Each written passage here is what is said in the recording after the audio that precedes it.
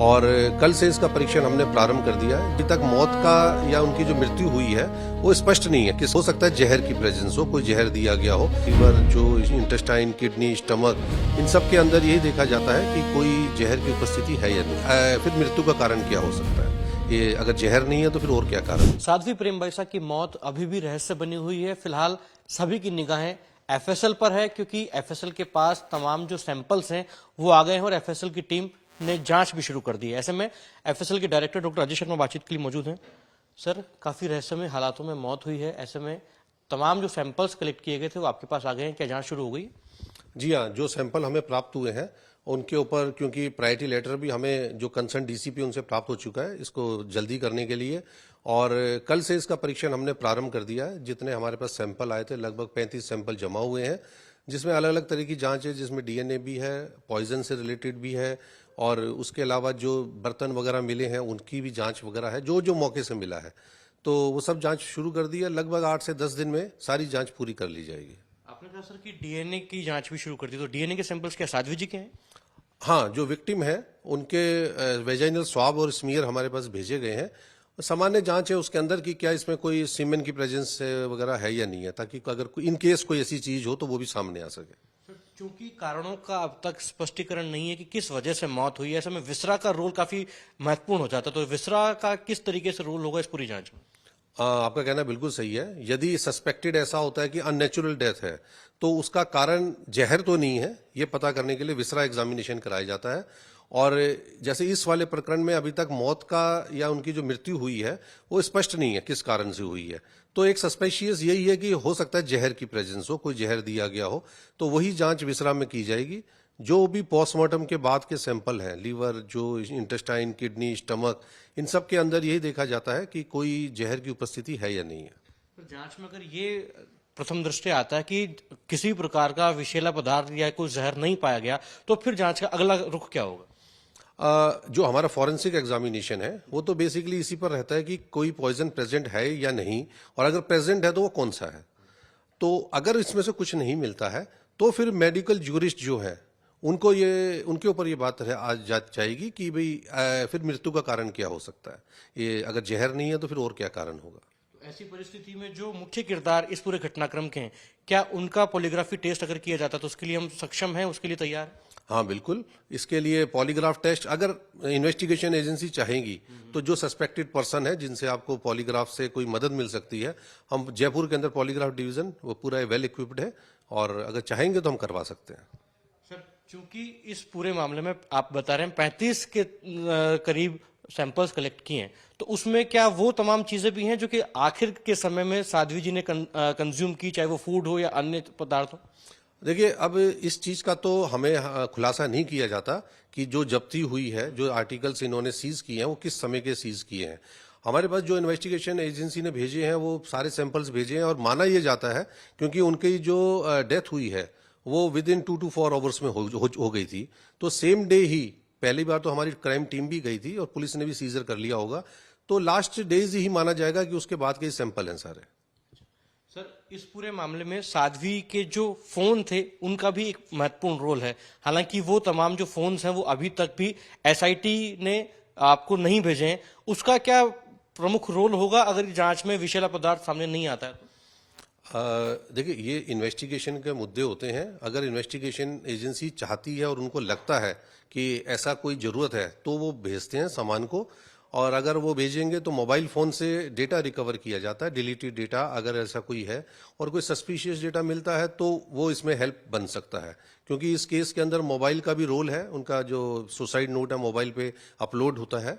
और दूसरी बात यह है कि जब किसी पर्सन की ऐसी डेथ होती है, अननेचुरल डेथ, और जिसमें डाउट्स हैं, तो आजकल के टाइम के हिसाब से मोबाइल से बहुत सारी चीज़ों की उसकी मानसिक स्थिति या किस किस के कांटेक्ट में थे, मैसेजेस क्या क्या जा रहे थे, वो सब का पता चल सकता है।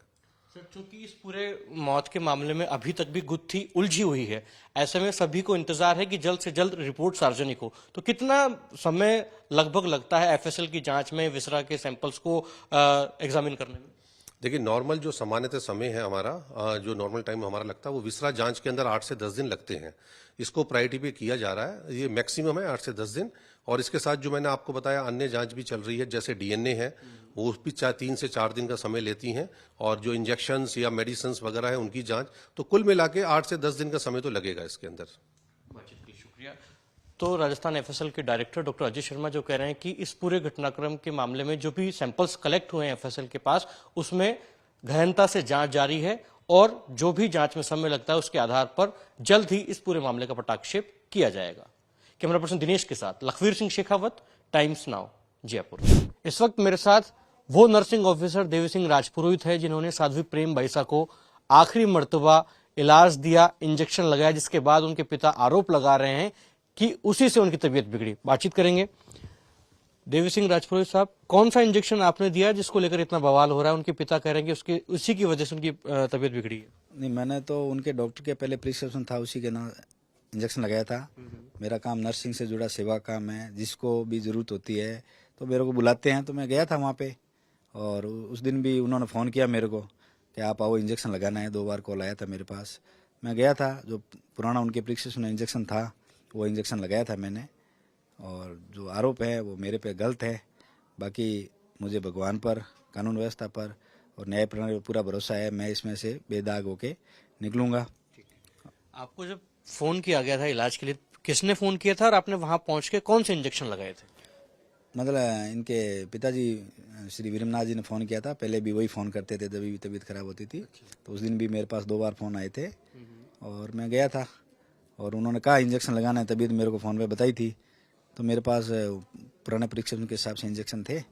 तो इंजेक्शन थे वो उनके प्रिस्क्रिप्शन के हिसाब से जो इंजेक्शन थे वो मैंने लगा दिया। एक तो डेक्सोना लगाया था आपने? हाँ। और दूसरा इंजेक्शन कौन सा था? प्रिस्क्रिप्शन था, डायनापर इंजेक्शन था, वो लगाया था मैंने। अच्छा, तो उसके बाद से कब आपके पास फोन आया वापस से कि उनकी तबीयत बिगड़ गई है? लगभग 20 से 25 मिनट बाद फ़ोन आया था और रास्ते में कि हम जा रहे हैं हॉस्पिटल। अच्छा, वो हॉस्पिटल के रास्ते में थे तभी आपको फोन किया। और क्या बोला वीरमनाथ जी ने? कुछ नहीं बोला कि अभी तबीयत थोड़ी ज़्यादा गड़बड़ हो गई है उनकी। तो मैंने कहा भाई ओके, हम हॉस्पिटल लेके जा रहे हैं। मैं ठीक है, हॉस्पिटल लेके जाओ। उस घटना से पहले भी आपने कभी इंजेक्शन लगाया था प्रेम भाई साहब? इंजेक्शन लगाए थे, यही इंजेक्शन लगाए थे। उनके कोई डॉक्टर की पर्ची थी, उसके हिसाब से। यहाँ मथुरा दास माथुर अस्पताल में आप नर्सिंग ऑफिसर हैं, क्या क्या काम करते हैं? नहीं, यहाँ देखो नर्सिंग ऑफिसर के जो सारे काम है, अपने इंजेक्शन लगाने हैं और करने हैं, सब काम करते हैं। सेवा भावी भी हैं, कोई समाज इंजेक्शन वगैरह लगाते हैं यहाँ पर? बिल्कुल। इंजेक्शन मेरे को इस पेशे के अंदर 18 से 19 साल हो गए हैं। मैं 2007 से इस सेवा से जुड़ा हुआ हूँ। तो इतने एक्सपीरियंस है मेरे को इंजेक्शन लगाने के। तो भाई मेरे हिसाब से, मेरे अनुसार कोई भूल नहीं हुई है। आपकी शिक्षा क्या हुई है? मैंने नर्सिंग का जो डिप्लोमा होता है जीएनएम, वो किया हुआ है। 2007 में पास आउट हूँ मैं। जीएनएम का डिप्लोमाधारी क्या किसी को इंजेक्शन लगाने के लिए सक्षम होता है? बिल्कुल सक्षम है इंजेक्शन लगाने के लिए। अच्छा, और ये बताइएगा, अब चूंकि तमाम आरोप आप पर लग रहे हैं, पुलिस ने ही पूछताछ की होगी? बिल्कुल की है सर। वो मैंने जो उन्होंने पूछा मैंने उनको सही सही जवाब दे दिए सारे। और आगे भी अगर मेरे को बुलाएंगे तो मैं जाने के लिए तैयार हूँ, कोई वो दिक्कत नहीं। खबरों की रणभूमि में यहाँ शोर नहीं, सोच लड़ती है। जहां शब्द नहीं, फैक्ट्स वार करते हैं और हर सवाल खोलता है सच की नई परत।